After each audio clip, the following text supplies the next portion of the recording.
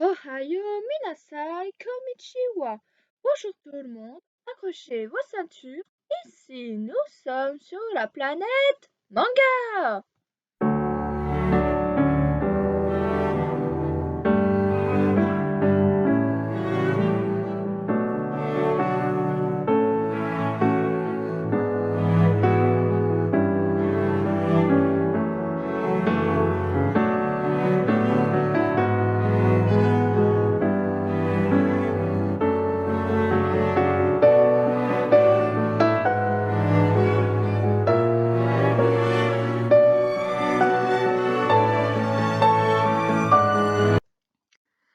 Alors, Le Tombeau des Lucioles ou Otaru no Hake est un film d'animation produit par le studio Ghibli en 1988 et réalisé par Isao Takahata, à qui on doit des œuvres telles que Mes voisins les Yamada, Le conte de la princesse Kaguya ou encore la série Heidi.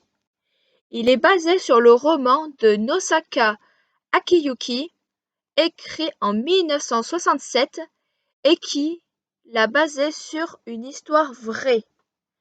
Un film live-action a vu le jour en 2005, supervisé toujours par le studio Ghibli. L'histoire se passe dans le Japon de la Seconde Guerre mondiale en été 1945. On y suit deux enfants, Seita, adolescent de 14 ans, et sa jeune sœur Setsuko qui a 4 ans. Ils se retrouvent livrés à eux-mêmes après la mort de leur mère suite au bombardement massif à la bombe incendiaire à Kobe par les États-Unis. Seita tente en vain de contacter leur père, militaire, et partent habiter chez leur tante, mais celle-ci leur dit que pour manger il faut travailler. Seita commence à travailler pour sa tante, mais cela ne lui suffit jamais. Aussi Seita et Setsuko partent et se réfugient dans un bunker désaffecté. Cet abri est illuminé la nuit par des milliers de lucioles. Les problèmes s'enchaînent, la nourriture vient à manquer, Setsuko tombe malade. Seita se met alors à voler de la nourriture. Alors je ne vais pas mentir, l'histoire est extrêmement triste. Je crois même que c'est le film le plus triste que je n'ai jamais vu de ma vie. On va suivre deux orphelins qui, pendant la guerre, sont rejetés par tous et ils tentent malgré tout de survivre à cette épreuve, même si, même si la fin du film est donnée dès le début. Et le pire, c'est que ce film est basé sur une histoire vraie. Et rien que pour ça, c'est 5 sur 20. On a vraiment une histoire. Voilà, on connaît la fin, mais ça va quand même réussir à nous faire chialer notre race. Alors pour les personnages, vous avez l'habitude, comme c'est un film, je ne vais pas détailler, donc je vais donner que deux personnages qui sont Seita et Setsuko. Alors Seita, c'est le grand frère de Setsuko. Ils ont perdu leurs parents dans les bombardements qui ont frappé leur village natal. Il a 14 ans et affirme déjà un fort caractère.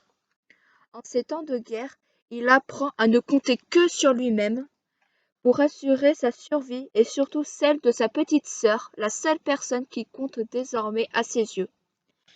Il prépare un camp de fortune pour lui et sa petite sœur, où il fait tout pour que celle-ci se sente à son aise. Mais durant plusieurs semaines, il choisit de vivre hors du temps et d'ignorer les événements qui se passent autour de lui. Malgré son immaturité, c'est un jeune homme volontaire, loyal et très protecteur. Tout au long du film, il fait preuve d'une grande imagination pour apaiser le quotidien chaotique de Setsuko, qui n'a que 4 ans. Et en deuxième personnage principal, nous avons Setsuko, la petite sœur de Seita. Elle a 4 ans. C'est une fillette joviale et optimiste, mais sous ses airs un peu naïfs, elle se trouve assez mature pour comprendre rapidement ce qui se passe autour d'elle, malgré toutes les précautions que prend son grand frère ultra protecteur pour ne pas laisser paraître ses sentiments. Elle devine que leur mère est décédée et accueille la mort avec beaucoup de lucidité. Elle est orpheline et elle place énormément d'espoir sur les épaules de son grand frère Seita, pour qui elle a beaucoup d'affection. Voilà, je ne dis pas plus sur les personnages, voilà. Mais pour les personnages, c'est 5 sur 5. Ils sont ultra attachants. Et on sait que avec le temps d'un film, c'est pas toujours évident. C'est plus facile de développer des personnages dans une série que dans un film. Mais honnêtement, que ce soit dans le roman ou dans le film, ils sont ultra attachants et on les adore énormément. Et pour ça, c'est 5 sur 5. Alors, l'animation est un peu vieille, vu que le film date quand même des années 80, mais c'est un film qui a très bien vieilli. L'animation nous plonge vraiment dans cette ambiance de guerre, avec du sombre, etc. Et juste pour ça, c'est 5 sur 5. L'animation fait extrêmement le taf. Alors, en conclusion, qu'est-ce que j'ai pensé du Tombeau des Lucioles? Eh bien, c'est un film qui va vous marquer fortement pour son ambiance et au thème qu'il aborde. Par contre, prévoyez les mouchoirs, car il est très dur et il est vraiment pour un public averti. Personnellement, je le déconseille aux moins de 10 ans, car il y a beaucoup de scènes choquantes. En même temps, c'est un film de guerre, donc vous attendez pas à des licornes et des arcs-en-ciel, hein, pas du tout. Vous aurez des bombardements, des morts. Vous verrez vraiment, si je me rappelle bien, au début du film, on voit vraiment les cadavres. Et c'est voilà, c'est très dur à voir. Alors, il touche pour genre drame historique et pour thème guerre, histoire et militaire. Allez le voir.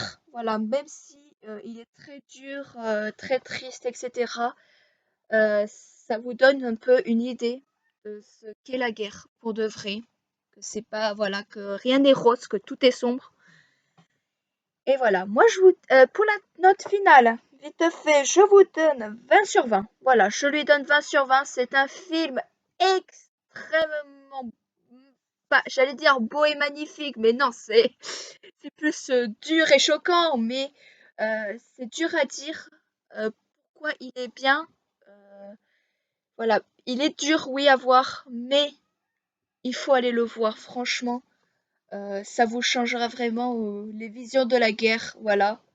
Si quand vous étiez petit, vous aimiez bien jouer à la guerre, et là vous allez moins aimer jouer à la guerre parce que vous allez voir vraiment tous les côtés sombres.